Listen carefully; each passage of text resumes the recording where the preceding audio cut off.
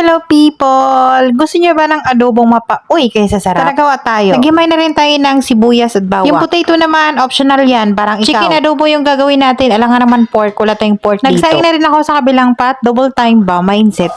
Sa kabilang burner, tara magisa na tayo. Sa inyo ba dyan, ano yung nauuna? Sibuyas ba o bawang? Minsan, pag na-feel ko nang magtampo na yung sibuyas, ipagsabay ko na silang dalawa. Ilagay natin yung ating chicken na hiniwa natin. Hinugasan natin yan ng maraming beses at hinugasan pa natin yan sa vinegar para wala yung lansa. Iniipon ko kasi yung backbones, mga pakpak, legs, yung mga hindi kinakain ng mga amo.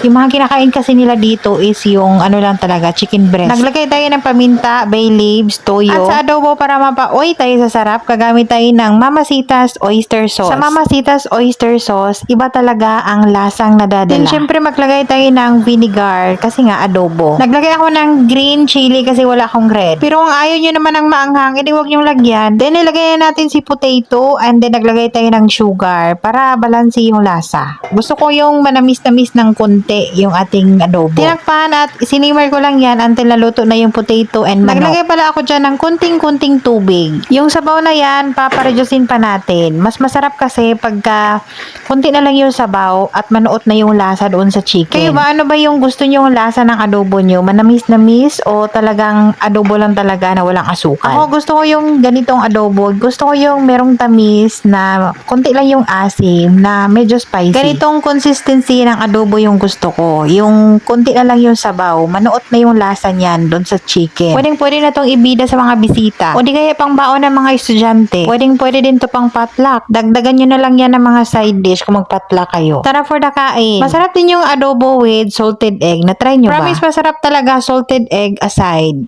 Lalo na pagka mix yung adobo nyo. Kayo din ba nagmi-mix yung pork at yung chicken in one? Pero dahil dito tayo sa Saudi, syempre chicken lang muna. And then wala tayong salted egg. Boiled egg meron tayo. O kayo, sa tingin nyo, anong masarap na pantulak nito? Hanip, sobrang init ng kanin at mainit pa talaga yung adobo dyan. Walaan nyo kung anong pantulak ko dyan. Kahit boiled egg yan, talo-talo na. Masarap pa din. Madalas kaming mga OFW dito sa Saudi, madalas mag-adobo dahil matagal masira.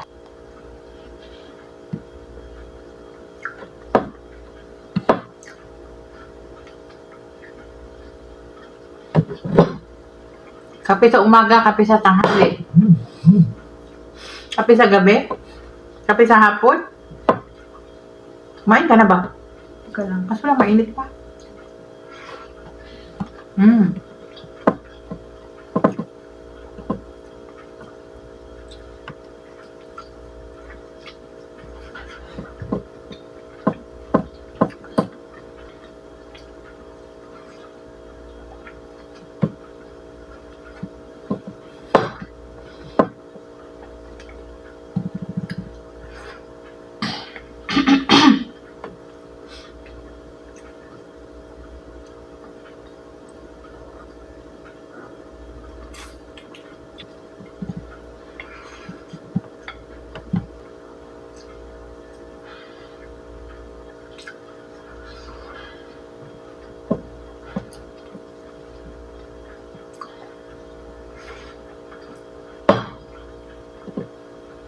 Manghang pala yung sili na yun.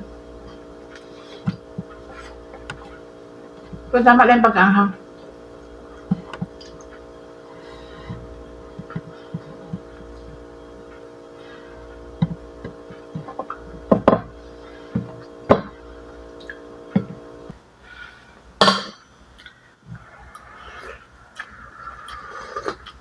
May sabaw man yan, right? Nangungunsimi ako sa'yo eh. Okay lang yan.